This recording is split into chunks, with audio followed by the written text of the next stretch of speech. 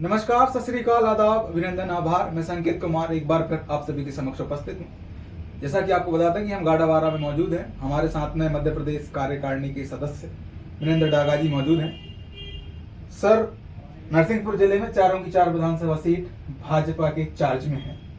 यहाँ से नरसिंहपुर में भी मंत्री हैं और गाड़ावारा विधानसभा से भी मंत्री हैं।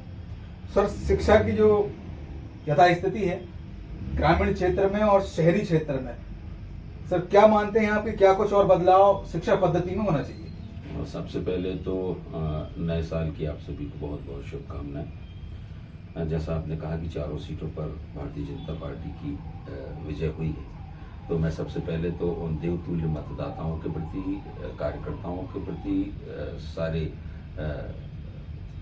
क्षेत्र के लोगों के प्रति बहुत बहुत आभार और धन्यवाद भारतीय जनता पार्टी की ओर से ज्ञापित करता हूं कि उन्होंने ये प्रचंड जीत भारतीय जनता पार्टी को दी और मध्य प्रदेश में लगातार भारतीय जनता पार्टी की नीतियों से प्रभावित होकर पुनः प्रचंड बहुमत के साथ भारतीय जनता पार्टी की सरकार फिर से बनी है। साथ ही निश्चित रूप से आपने जैसा शिक्षा का कहा है, तो शिक्षा के क्षेत्र में निरंतर सुधार की संभावनाएं बनी रहती हैं और सुधार के कार्य हो रहे हैं। सीएम राइस स्कूल के माध्यम से शिक्षा को उच्च गुणवत्ता की ओर ले जाने का भारतीय जनता पार्टी का संकल्प पहले से रहा है, जिस पर काम भी लगातार भारतीय जनता पार्टी की सरकार करे। अब एक बात का और हम लोगों को हर्ष और खुशी है कि ये शिक्षा विभाग हमारे गृह विधानसभा के विधायक आदरणीय राव उदय प्रताप सिंह जी को मिला, तो निश्चित रूप से बहुत सारी और अच्छी संभावनाएं हमारे प्रदेश को तो मिलेंगी पर गाड़ावारा को भी मिलेंगी। और सबसे बड़ी बात यह है कि अब मंत्री जब यहीं के, तो और अच्छी मॉनिटरिंग होगी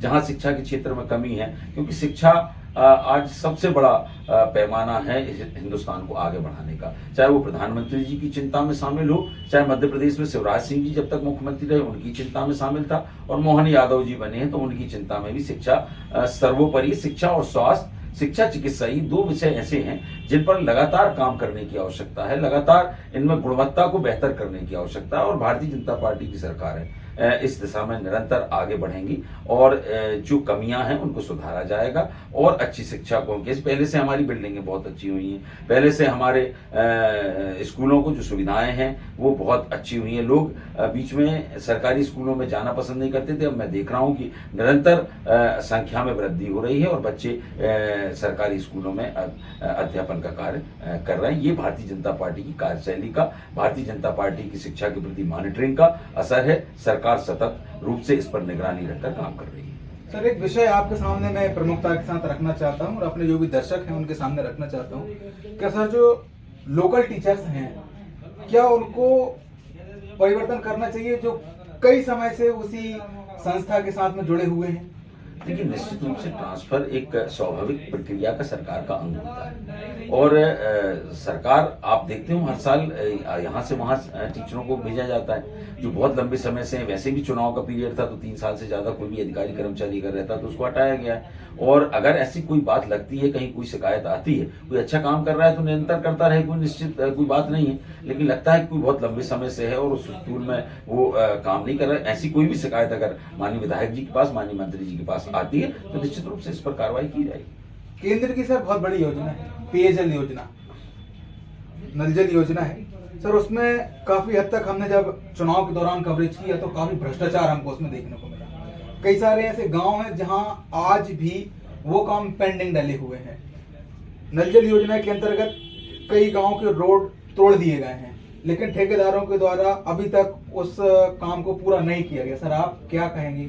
देखिए, चूंकि ये विगत 5 वर्षों में 2018 से 2023 तक यहाँ पर भारतीय जनता पार्टी के विधायक नहीं थे, कांग्रेस के विधायक थे, और निश्चित रूप से अगर ऐसी कोई बात थी तो कांग्रेस के विधायक तो उसको उठाना चाहिए था। अगर वो नहीं उठा पाए और विधायक जी के और मंत्री जी के ऐसी संज्ञान में आप लोगों के माध्यम से कोई भी बात, देखिए किसी भी इतना बड़ा क्षेत्र होता है, ये बात जब संज्ञान में आती है तो निश्चित रूप से उसमें कार्रवाई होती है।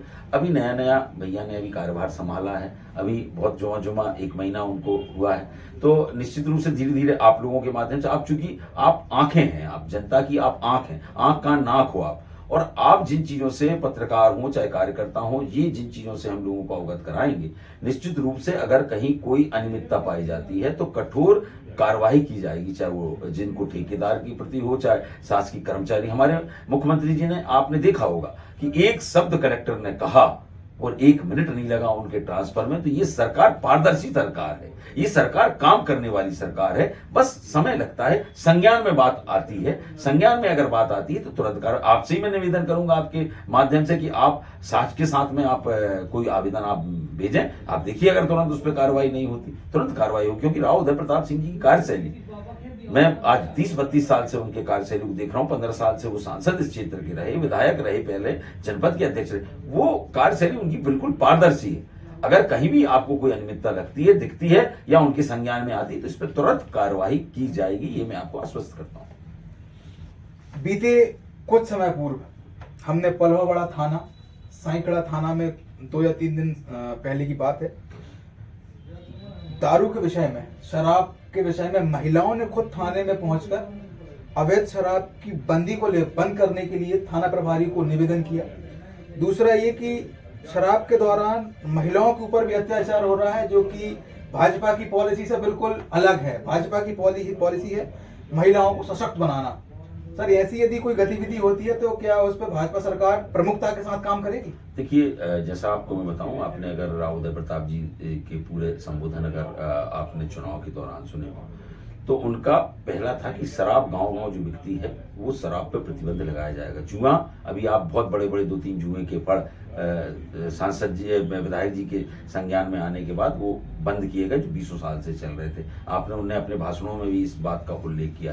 तो निश्चित रूप से अगर ये जो महिलाओं का साईखेड़ा का मामला, ये माननीय विधायक जी के संज्ञान में है और आप देखेंगे 8-15 दिन, 1 महीना, 2 महीना आप रुकें, पूरी सर्जरी होगी और तरीके से सर्जरी होगी। बहुत अच्छे अधिकारी कर्मचारी यहाँ पर काम करने आएंगे। अभी तो विभाग संभाला है, अभी तो बंगला भी अलाट उनको अभी हुआ है, अभी बंगले में भी शिफ्ट नहीं हुए। तो थोड़ा सा 15-20 दिन, 1 महीने का हमें समय देना चाहिए। अभी कुछ चीजों को कहने के लिए मुझे लगता है कि बहुत जल्दबाजी हो जाएगी, तो अभी कुछ समय हमें 1-2 महीने का आप देना चाहिए। जरा एक बार सर्जरी आपको जाने दें। आप जो कह रहे हैं शराबबंदी होगी, जहां गांव-गांव में शराब बिक रही है, अवैध शराब बिक रही है, उस पर बहुत सख्ती से विधायक जी का पूरा मन है, पूरा दृढ़ संकल्प है कि ये गांव-गांव शराबबंदी की जाएगी। इसमें किसी भी हद तक जाना पड़े तो वो जाएंगे, ये उनका आश्वासन चुनाव के दरमियान रहा है और इसको अक्षरता पालन किया जाए।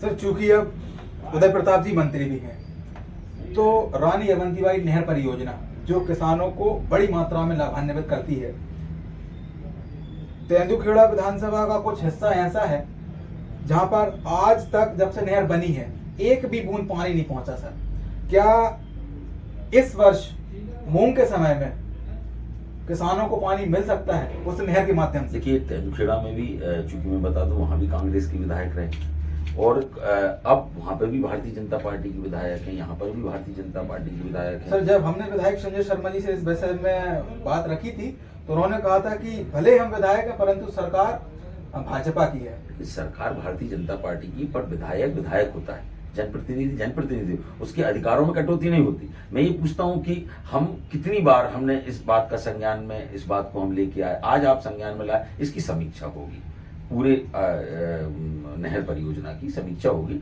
समीक्षा के उपरांत इस पर निश्चित रूप से कार्रवाई अगर करना होगी तो कार्रवाई की जाएगी। अब वहां के गांव के जो निवासी हैं वो अभी वहां के क्षेत्रीय विधायक जी को संज्ञान में जब लाएंगे तो निश्चित रूप से जब आगामी बैठकें होंगी उसमें इस बात की समीक्षा होगी। भोपाल में किस स्तर की होगी तो भोपाल में होगी, कलेक्टर के स्तर की होगी तो कलेक्टर के स्तर पे होगी। सारी चीजों को अभी मुझे ऐसा लगता है ये सारी चीजों के लिए 1-2 महीने का समय अभी हमको देना चाहिए। अभी आभार होगा, लोगों को मिलेंगे, वहां से बातें निकल के आएंगी, तो जहां से ये शिकायत आती है तो त्वरित इस पर कार्रवाई होगी। तुरंत उस कार्रवाई का असर भी आपको दिखेगा, सरकार का असर भी दिखेगा और जनप्रतिनिधि का असर भी दिखेगा।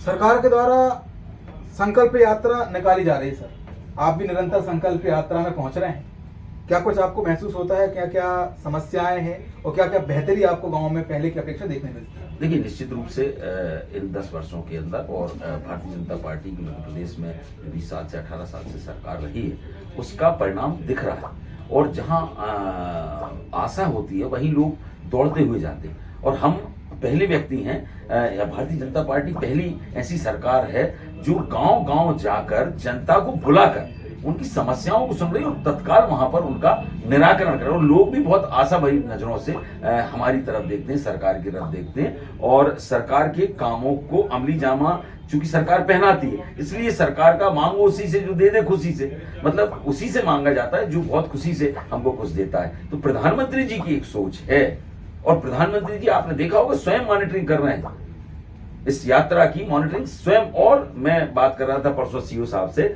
सीओ साहब बता रहे थे दिल्ली से दिन में 2 टाइम फोन आता है, पूरा डाटा लिया जाता है। ऐसा नहीं है कि ये औपचारिकता हो रही है, कामों की समीक्षा हो रही है और समीक्षा के आधार पर जो वंचित हमारे लाभार्थी हैं उन वंचित लाभार्थियों को उस योजना का लाभ, चाहे वो उज्ज्वला का हो, चाहे आवास का हो, चाहे अनाज का हो, चाहे बीपीएल कार्ड का हो, चाहे आयुष्मान कार्ड का हो, ये तत्काल निराकरण हो रहा है। जो पात्र हैं, जिनके पात्रता में कुछ कमी है, उनको समझाइश दी जा रही है, उनको समझाया जा रहा है, उनको बताया जा रहा है कि आपकी ये कागजी कार्रवाई आप पूरी करो, जिससे कि आपको इन योजनाओं का, केंद्र सरकार की और राज्य सरकार की योजनाओं का लाभ मिल सके। तो बहुत सकारात्मक परिणाम सामने आ रहे हैं। हिंदुस्तान बहुत बड़ा देश है, बहुत विस्तार है, लेकिन उस विस्तार में गांव गांव प्रधानमंत्री जी की जो सोच है, क्योंकि मोदी है तो गारंटी है, काम की गारंटी है, मोदी है तो विश्वास है, हमारी मध्य प्रदेश की सरकार है तो विश्वास है और वो विश्वास जनता में बना रहे, मोदी जी की गारंटी पर लोगों का विश्वास बना रहे। इसलिए हमारी पार्टी के वरिष्ठ जन भी उन यात्राओं में सहभागिता निर्धारित कर रहे हैं और वहां पे तत्काल अधिकारी कर्मचारियों से बैठकर काम की कार्य योजना को मूर्त स्वरूप देने के लिए आगे भी बढ़ रहे हैं। तो मोदी है तो गारंटी है। फिलहाल एक और क्वेश्चन सर, राम मंदिर का उद्घाटन होने वाला है 22 जनवरी को, भव्य उद्घाटन है और सर उसी से संबंधित एक छोटा सा सवाल, जब हम धर्म की बात करते हैं तो गौ माता का विषय ना आए, ऐसा हो नहीं सकता। सर गौ माताओं के लिए कांग्रेस सरकार जो है 1000 गौशालाएं लेके आई थी मध्य प्रदेश में, कई गौशालाएं बन भी चुकी हैं, परंतु उन गौशालाओं का क्रियान्वयन सही तरीके से नहीं हो पा रहा है। उन गौशालाओं में गौ है नहीं, व्यवस्थाएं है नहीं और वो रोड पर दर बदर भटक रही हैं, हाईवेज पर वो कट रही हैं, एक्सीडेंट का शिकार हो रही हैं। सर आपका क्या मानना है, क्या इस विषय को लेकर भी आपकी सरकार और माननीय मंत्री जी सवाल उठाएंगे? देखिए, निश्चित रूप से गौ माता की दुर्दशा जो है वो हम सबके लिए चिंता का विषय है और चिंतन का विषय है। मैं पहले भी मैंने ये बात मंचों से जाके कई गांवों में जन जागरण का काम किया। देखिए, सिर्फ मेरा अपना मानना है, व्यक्तिगत रूप से मैं कहता हूँ, ये मैं सरकार की या भारतीय जनता पार्टी के पदाधिकारी की हैसियत से मैं नहीं कह रहा, मैं एक स्वयं एक व्यक्ति होने के नाते इस बात को कहता हूँ कि गौ माता की दुर्दशा के लिए सिर्फ सरकार जिम्मेदार नहीं है। जिम्मेदार जो काट रहे हैं गौ माता को, मैं उनको भी जिम्मेदार नहीं मानता, मैं जिम्मेदार उनको मानता हूं जो गौ माताओं को कटने के लिए छोड़ते हैं। कौन छोड़ रहा है? हमारे समाज के लोग ही छोड़ रहे हैं। हम ही लोग उन गौ माताओं को कटने के लिए, वो आपके घर से उठा के गौ माताओं को ट्रक में भर के कोई नहीं ले जा रहा है, आप रोडों पे उनको मरने के लिए छोड़ रहे हो। तो समाज में जन जागरण की आवश्यकता पहले है। गौशालाएं बना देने से मुझे नहीं लगता कि इसका कोई समाधान है। आज एक गौ माता छोड़ी, हजारों लाखों की संख्या में गौ माताओं को हम छोड़ रहे हैं कटने के लिए। हम आज हम कुत्ता पाल सकते हैं पर एक गौ माता नहीं पाल सकते। ये चिंतन का विषय समाज के लिए ज्यादा है, सरकार के लिए तो है ही, सरकार का दायित्व है गौशाला बना देना, लेकिन गौशाला का संचालन अब हम लोगों ने विचार दिया है अभी माननीय विधायक जी को, ये सरकार में रखे कि गौशालाओं का संचालन पंचायतों के भरोसे नहीं किया जा सकता। ये समाज सेवी संगठनों को आप गोद दिलाएं, जिससे समाज में गौ माताओं को, जैसे गाडरवारा की दयोदय गौशाला चल रही है, हम लोग उसमें मेंबर हैं, बरसों से हम काम कर रहे हैं, तो हम देख रहे हैं कि उसका संचालन व्यवस्थित ढंग से हो रहा है। पंचायतों में जिस व्यवस्था के साथ हम उसको दे रहे हैं, हमने भवन तो बनवा दिए, पर गौशालाओं का वो संचालन नहीं हो रहा है। हम सबसे पहले, हमारी प्राथमिकता होना चाहिए सरकारों के माध्यम से हो, चाहे समाज सेवी संगठन के माध्यम से हो, चाहे समाचार पत्रों के माध्यम से हो, चाहे इलेक्ट्रॉनिक मीडिया के माध्यम से हो, हम लोग जन जागरण कर, जिस प्रकार प्रधानमंत्री जी ने आह्वान किया, स्वच्छता के लिए आह्वान किया, देश खड़ा हो गया, देश चल पड़ा, देश दौड़ पड़ा। अब कोई कचरा फेंकता है तो एक बार सोचता है कि यार ये रोड पे हम डाल रहे हैं, कचरे को फेंक रहे हैं, ऐसा ना हो कि कोई हमें देख ले तो हमारे बारे में क्या धारणा होगी। ऐसी धारणा हमें गौ माता के लिए, राष्ट्र माता के लिए, हमें ये इस बात का चिंतन करना पड़ेगा, चिंतन करवाना पड़ेगा, चिंता करना पड़ेगी कि हमें गौ माता का संवर्धन और संरक्षण करना होगा। जब ये देश खुशहाल होगा, जब ये देश अच्छा बनेगा, तो सरकार के साथ साथ मैं समाज सेवी संगठनों से, पत्रकारों से भी इस बात का निवेदन करता हूं कि वो गौ माता को बचाने के लिए आगे आए, और सरकार है इसमें सकारात्मक रूप से समाज सेवी संगठनों को जोड़कर एक नई कार्य योजना बनाए। ऐसा मैं अपनी तरफ से भी व्यक्तिगत रूप से ये विचार सांसद मैं विधायक जी के और मंत्री जी के संज्ञान में लाऊंगा, जिससे ये सरकार तक पहुंच सके। तो फिलहाल क्षेत्र की और खबरों के लिए निरंतर हमारे साथ में जुड़े रहिएगा। सावधान रहें, सतर्क रहें, जागरूक रहें और औरों को सावधान करना न भूलें। नमस्कार।